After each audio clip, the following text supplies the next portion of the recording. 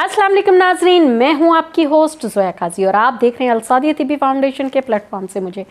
नाजरीन, जैसा कि आप जानते हैं कि हमने हमेशा आपके तमाम मसाइल को हल करने की कोशिश की है।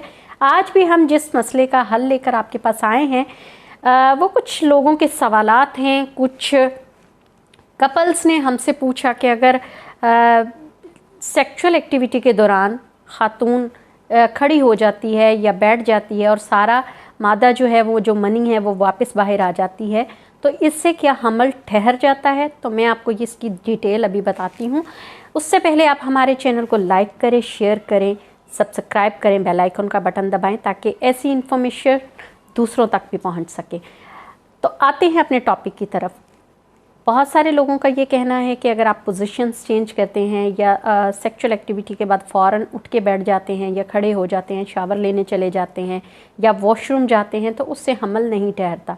ये सब बेबुनियाद बातें हैं, इसका हकीकत से कोई लेना देना नहीं है, ये रियलिटी नहीं है। बाज़ औक़ात एक ड्रॉप जो है वो भी आपकी प्रेगनेंसी का बायस बन सकती है।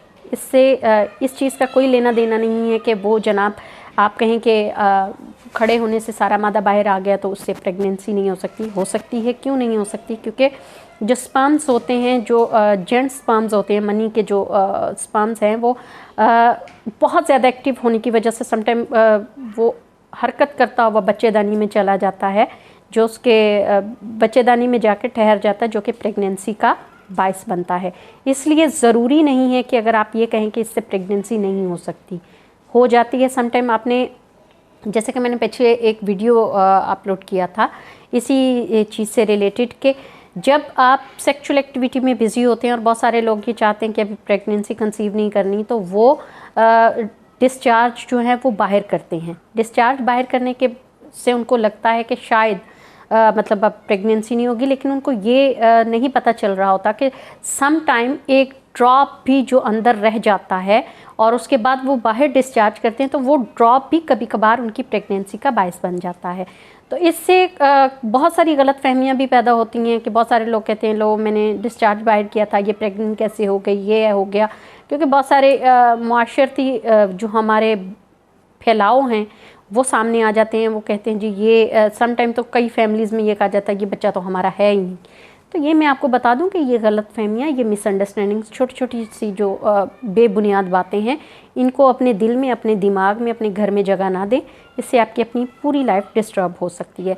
तो मैंने जैसा कि आपको बताया कि मादे का बाहर आ जाना, स्पर्म्स का, मनी का, तो इससे जिन लोगों को ये लगता है कि हमल नहीं ठहरता, तो उनकी ये मैं जो गलत फहमी है वो दूर कर दूं कि इससे भी हमल ठहर सकता है।